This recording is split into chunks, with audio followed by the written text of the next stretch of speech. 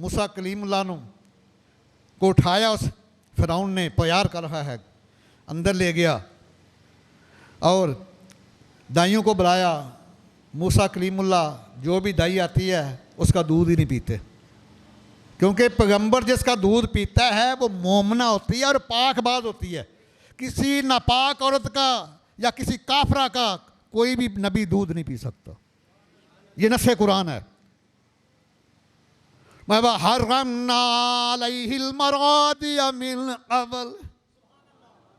ये 12 नंबर आया था 20वां पारा सूरह कसस की।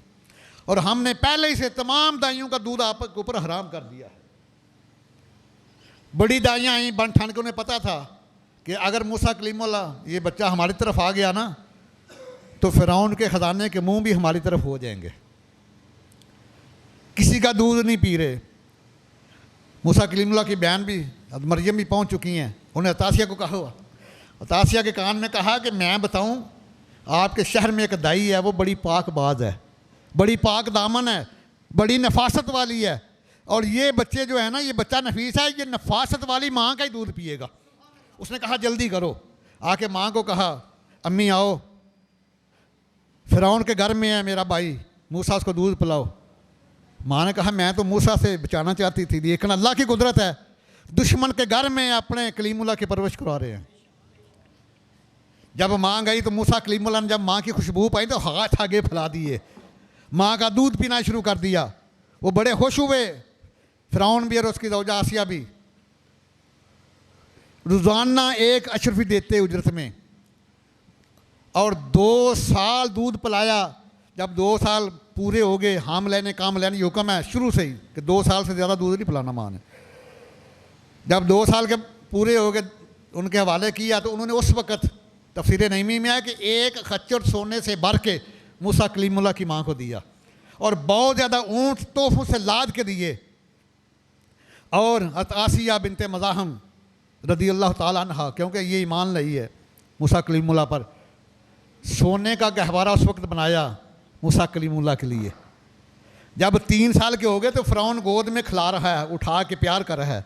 आपने फ़िरौन की दाढ़ी को पकड़ा तो ज़ोर सा चिनाटा मारा, वो हिल गया।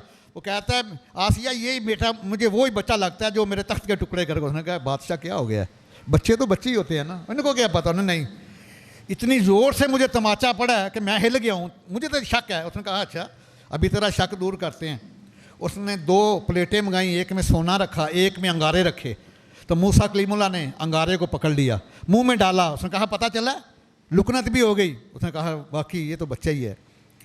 यहाँ तक कि मूसा कलीमुल्लाह जब 22 साल के नौजवान हुए ना, तो आपका जो मोहब्बत थी, लगाव था, वो इसराइलियों की तरफ ही था। फ़िरौनियों को बड़ी तकलीफ़ होती, लेकिन कुछ कर नहीं सकते थे, क्योंकि फ़िरौन के ये मंजूर नज़र हैं।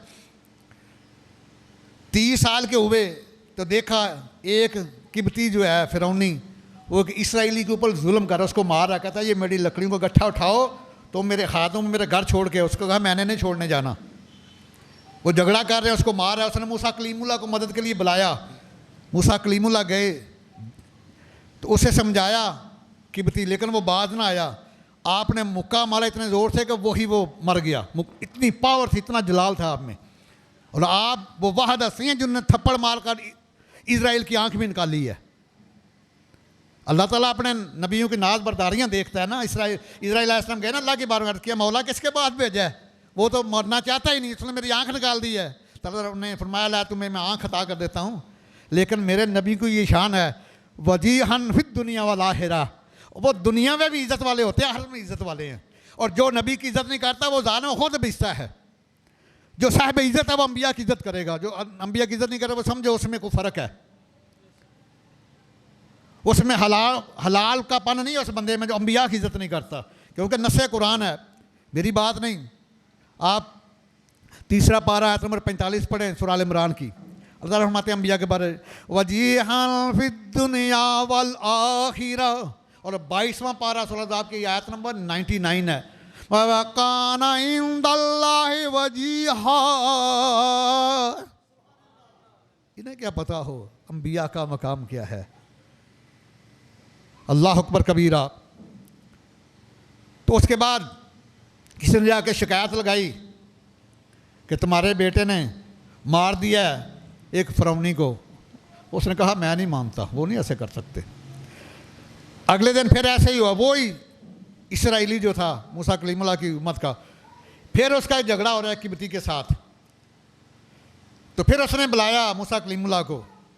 मूसा कलीमुल्लाह ने उसको किब्ती से छुड़ाया तो उसे डांटा कि इंसान बन जा, कल भी तूने झगड़ा किया है। उसने समझा शायद मूसा कलीमुल्लाह मुझे मारने, उसने शोर करना शुरू कर दिया कि मूसा कल भी तूने एक को मारता था, आज मुझे हलाक करना चाहता है। ये सारी बात लोगों में फैल गई, फ़िरौन के पास गई।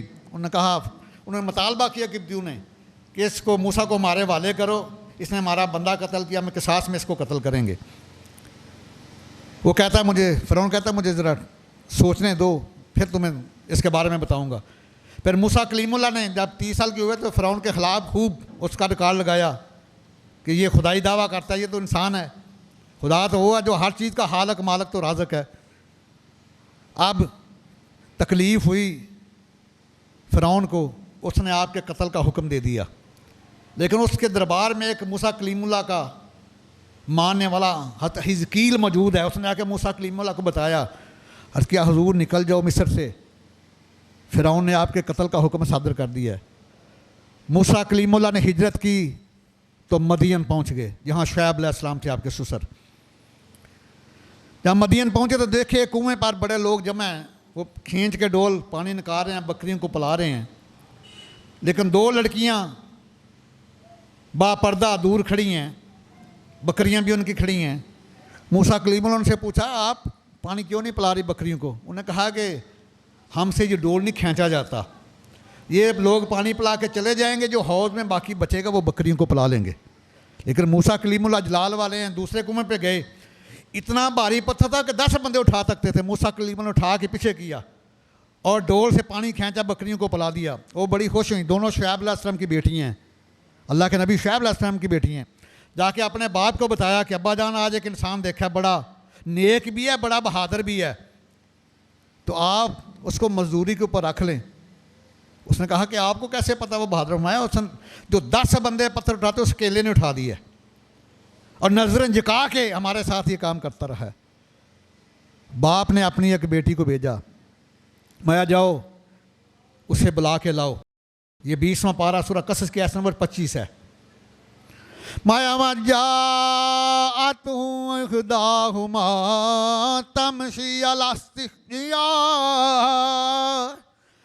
तमशी अलस्तिया।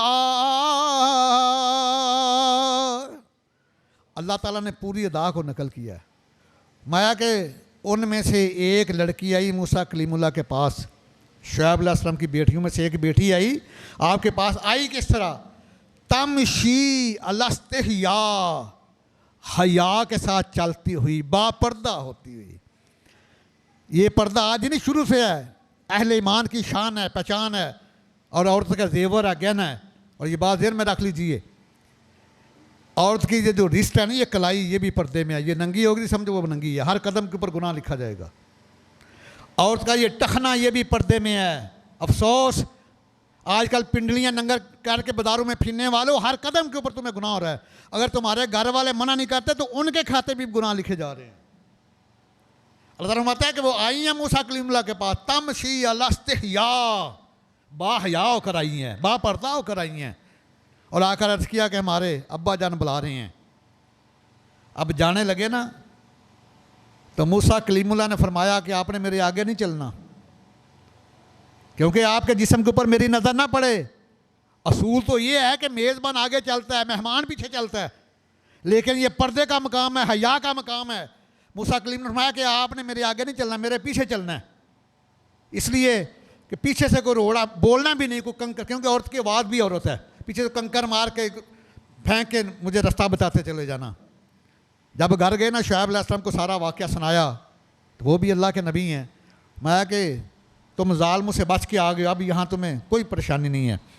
खाना तैयार करवाया तो मूसा कलीमुल्लाह ने अर्ज़ किया कि मैंने जो आपकी बकरियों को पानी पिलाया ना, मैं उसका मुआवजा नहीं लेता, मैंने अल्लाह की रज़ा के लिए किया है।